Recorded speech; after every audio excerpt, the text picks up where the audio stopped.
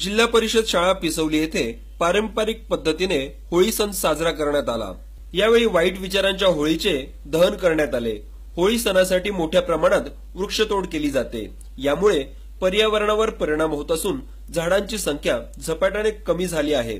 या सर्व गोष्टींना आळा बसावा आणि होळी सण साजरा करता यावा यासाठी पिसवली येथील शाळेतील विद्यार्थ्यांनी शाळेच्या आजूबाजूचा कचरा, सुकलेला पाळापाचोळा गोळा करून होळी तयार केली।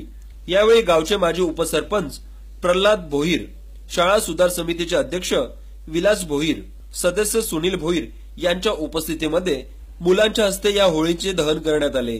यापूर्वी शाळेचे मुख्याध्यापक अजय पाटील यांनी होळी सणाची सांगड विज्ञानाशी घालून मुलांना माहिती दिली।